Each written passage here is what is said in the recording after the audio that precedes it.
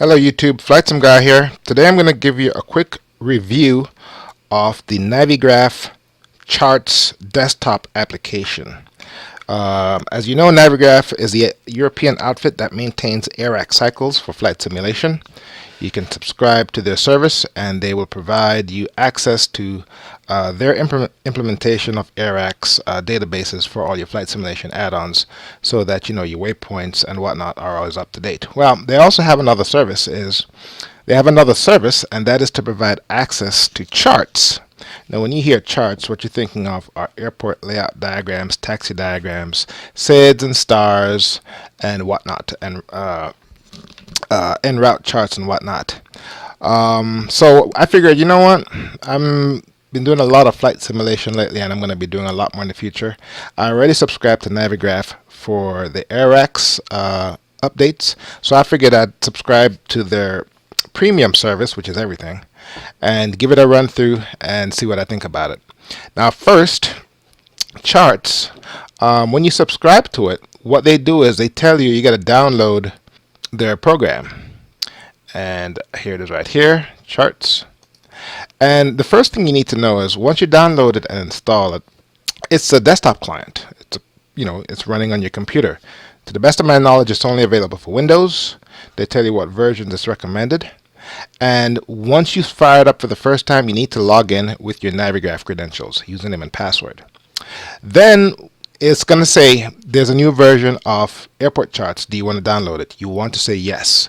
It's going to say there's a new version of en route charts. Do you want to download it? You want to say yes. It's going to say there's a new version of the Learning Center. Do you want to download it? You want to say yes. Once you say yes to all of those, you get this screen, and when you look at your download manager, it shows you the status of all the downloads. Now, I have a pretty fast broadband internet connection, so depending on your connection to the internet, it may or may not take a long time. Now, once it's downloaded, all that it's downloading is an index. Your computer, once you subscribe the first time and you've loaded it up, there's no charts on your computer. The charts reside on Navigraph's servers. What this application does is it gives you an interface to tell Navigraph, hey, I need this chart for this flight, and it'll go ahead and get it for you. For instance, if you look at airport charts right here, when you did the download, it's just downloading an index. These are all the airports that are available throughout the world. I think it's like 13,000. Okay? And I've already done, let's see, Haiti, which is MTPP. So you come down to my filter. These are the two that I've downloaded. Haiti, because I'm doing a Caribbean tour, and Tenerife in Los Rodeos in the Canary Islands, because that's where the deadliest plane crash of all time occurred back in the 70s. So on my computer right now are these charts that I've already downloaded when I was playing with the program. I only spent about 3 to 5 minutes playing with it. Not a lot of time, because it's very, very easy to figure out. So this is already downloaded. You click on it, and this is what's available to you. These are all charts, SIDs and stars, everything that they have available. And it says at the bottom, this is for flight simulation use only. Of course, if you're really serious, you can go with Jeppesen. I subscribe to their service, but I'm pretty sure it's very expensive. And these are all the charts for Port-au-Prince, Haiti. Now for Tenerife, Los Rodeos, these are all the charts that I downloaded. Now obviously I'm going to show off how to get an airport you don't already have. And I'm pretty sure all these look familiar to you. Just go ahead and pull up what you want. Once you pull something up, obviously, let's see here. It does not give you the option to print. Nope. But scroll wheel, zoom in and out. And in this case, I have it on my notebook, so I can have it right next to me while I'm simming. You can also get, with your subscription to charts, there's also an app where you can download all the stuff on your tablet. And instead of using your notebook or your desktop computer, you can use your tablet to access all these charts. And yes, you can print it right here. I'm using the mouse wheel to scroll in and, what am I doing here? Let's confirm what the mouse wheel is doing. It's simply scrolling up and down in the same chart. Control plus the scroll wheel goes in and out. Alright, so that's Tenerife, that's Port-au-Prince.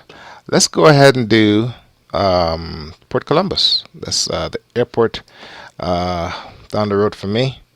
What you want to do is, on the airport chart, hit find. Find what? KCMH. Search. It found it, but it's not installed. Okay? So what you got to do is, if you want to find an airport, okay, that's not already on your computer, you hit find. Find what? In this case, I'm putting in the airport code. You can start by typing in any city or name or whatever. In this case, I know it's KCMH. Hit find. And then it says, oh look, it's not installed. They have it on their service, but it's not installed here. So what you got to do is click this once. It's going to say, you don't have it locally. Do you want to download it? You go ahead and click OK. And if you look in your download manager, close this. We blinked. Actually, there it goes. It's downloading KCMH and it just installed it. So if you come over here and you do a find KCMH, here it is, it's already installed. Or you can come down here to the filter and filter only local, and it will show you what's locally on your computer. And here it is right here at Port Columbus. Double click on that, and this down here is all the Port Columbus information. Now, this is simply the interface for charts, airport charts. There's also en route charts. Not installed. Do you want to download it now? Hit OK. Come over here, and here it is downloading. And this one is 6 megs, so it'll come down actually pretty slow. These servers are probably in Europe, so for me it's not as fast as it could be. And see, it's checked. That means the latest version is installed. And you just click it, and then it comes up with all of this really funky stuff. Okay, so we have airport charts, which covers everything from the airports, taxi diagrams, citizen stars, approach charts, RNAVs, whatnot. You have your en route charts. I just showed you that one. Now, what's cool is they have a learning center, okay, where I suppose it briefs you on the approach. So let's go ahead and find. Okay, their learning center has, in this case, it's a canned list of videos. You can also look at other online resources by clicking over here. You can do a go to, refresh, and what it's doing is going back to their servers and pulling stuff back. In video tutorial, let's just go ahead and click on, I don't know. Obviously, they don't have a video for every single airport and runway in the world, but here they have one here on VOR navigation. So let's click on that. Obviously, it's not on your computer. Do you want to download it now? Click yes. Let's go to the download manager, and that one came down very fast. Go back to the learning center. We have it here, and there we are, VOR navigation. In this tutorial, we will explain the proper way to navigate using VOR stations. The tutorial consists. All right, so it's not playing. Station. Okay, pause. Not sure if it's picking up in the headphones, but it's not playing from my computer. What was downloaded was an index. It's streaming from their servers to the computer. Anyway, these are all the lessons that they have out here, and I imagine as time goes on they'll add to this. Point is, they have some basic training videos that comes with the charts desktop when you subscribe to the Navigraph service. You're probably asking, why should I pay for this? And the truth of the fact is you don't have to. Why?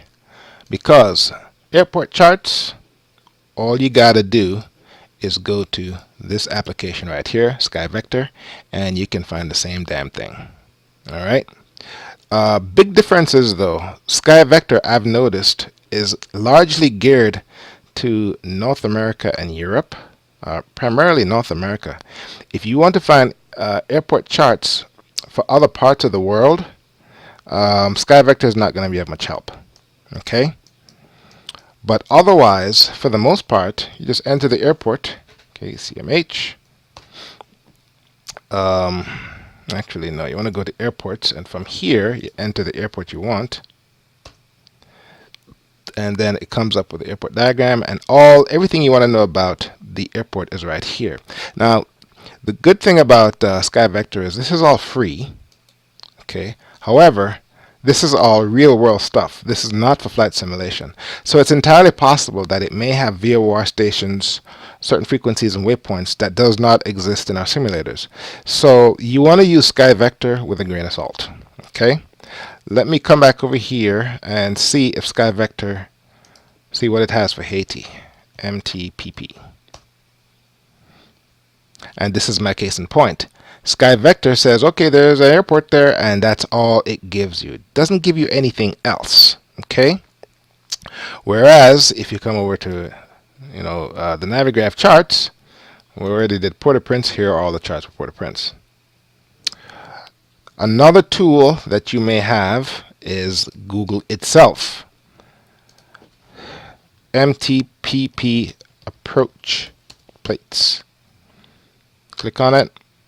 And in this case, the United Virtual Airlines, they already have all the approach plates for MTPP. So I Google it. Here they are. All I have to do is save them and print them. Okay. So between SkyVector and Google, you literally don't need the Navigraph tool. That said, I prefer when I do my planning, having all the information right there. I don't want to have to go out and search for it, which is one of the reasons I have not yet adapted X-Plane 11 or 10, is because you have to do, when it comes to doing the scenery or the airports, you have to do some searching to find the damn thing. And I don't like having to go through all of that. But in this case, it's all right here. Another tool you'll have with regards to that can supplement the Learning Center is YouTube. Everything that it has here with regards to these training, you can find them on YouTube. I'm not sure if they actually have briefings for departure charts for various airports on YouTube. But, point is there are other options. Let's see. Click on that. Okay. Let's go to Download Manager. There it goes. Okay, this one is 61 megabytes. Wow. And see, it looks like it's going at a good clip, but my internet connection is like wicked fast, and this is pretty slow. I'm pretty sure if I was supposed to ping the IP address that this application is connected to, the servers are in Europe, because Navigraph is a European service. But here it comes, New York, JFK. And I'm just running this one as a test to see what the approach chart briefing looks like. Now, the sound is coming through my headsets. I want to say you're not hearing it. Okay, the video's running. Hang on. Pause. I want to say you're not hearing it because your sound is coming through the desktop. So let's go ahead and change the settings. In fact, let me go ahead and fix this. Hang on. Okay, I think I got it fixed. This New York JFK ILS 31, let's see what it's got. Of the John Fitzgerald Kennedy Airport, New York. The airport is under a snowstorm with strong winds. Let's turn this down. This is the chart for the ILS approach. We are 2 miles from the runway's threshold on course 315 of the India Mike Oscar Hotel. Okay, here's a high-speed scrubber.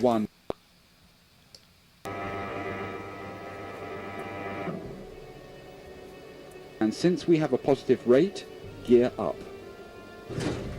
Okay. We disarm spoilers. Let's go ahead and stop. This video list, obviously, and most of these approaches are in Europe. I mean, I'm seeing a handful in the United States. Here's one for Saint Martin, which is good.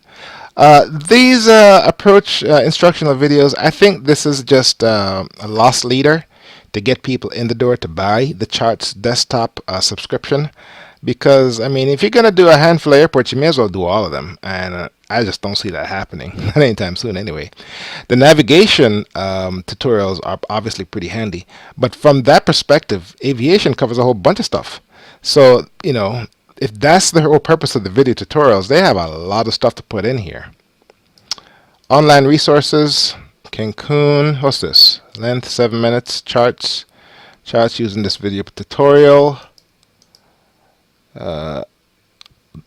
Cancun VOR DME 30. Oh, what are we looking at here? Video training. To see a video tutorial, download a video in the download manager in this tab, then go to Learning Center and open the video in the library training. So this is more stuff, more learning resources. Would you like to see a tutorial appear here? Share experience and earn credits. So, I think the Learning Center is more of a teaser. And that's it. How much does this stuff cost? 70 euros. I'm sorry, 64 euros, which as of today's exchange rates is about 70 US dollars for 1 year. And don't forget, this includes your Navigraph ARAX cycles. So is this a good deal? I think it is. I mean, if you want to, let's do the math here. And yes, I'm pulling up the calculator because I am that dunce. All right, 70 bucks divided by 12. So for $5 a month, divide that by 30 days. For 19 cents a day, you can have access to just about every single flight simulation chart there is and have all the Navigraph databases for your add-on aircraft updated. I think it's a good deal. It'll take you a little bit to figure out once you install it. That said, you probably need a good broadband connection to use this because out of the box there is nothing on your computer. Everything lives on their servers. When you need something, you need to come in here and find it, download it, and then look at it. And once you have it, I imagine it's yours to do as you please. All right, so let's see here. That's a nice quick review. If you don't feel like spending the money, use Google and skyvector.com. Otherwise, I think this is a decent purchase. Anyway, that's one more. Let me before I let you go, let me do one more. Find KTZR. That's Bolton Field. Whoa. No, hang on here. Well, will you look at that? Now remember, this is good to know. And I'm glad I tried this. Navigraph is a European outfit. The information provided by this service is over, quote-unquote, 13,000 airports. When Microsoft released Flight Simulator Century of Flight 2004 and the follow-up FSX, they claimed that their databases had over 24,000, I think, over 24,000 airports throughout the world, small and large and whatnot. Point is, this airport, Bolton Field, is about a mile away from where I live. It has an 8,000-foot runway, between 7 and 8,000 feet, has PAPI lights, and has an ILS. Point is, it's not your backyard, dirt strip. Has a tower, doesn't have any radar, but, it's an airport. And if I come over to SkyVector and I do a search, KTZR, it finds it and all the charts are here. So what I'm seeing here is SkyVector is leaning or is biased in favor of the United States and maybe to a lesser extent Central and South America, whereas Navigraph apparently is biased towards larger airports in Europe and not so much larger airports in the United States. Point is, it doesn't have everything, which would be nice. Let's try this over here. Nope, it's not finding it. Let's try another one. KOSU, Don Scott International. It's not finding that either. Let's try MK. Let's try MKJP. And there it is, Norman Manley International. I found that. So it's a hit or miss. In which case, if you can't find it here, you can go to SkyVector. If you can't find a ScanVector, then you can go to Google. All right, I think that's enough for me. Hope you found this review useful. I'll give it 4 out of 5 stars. Flight Sim Guy here. Thank you very much for watching. I'll see you next time.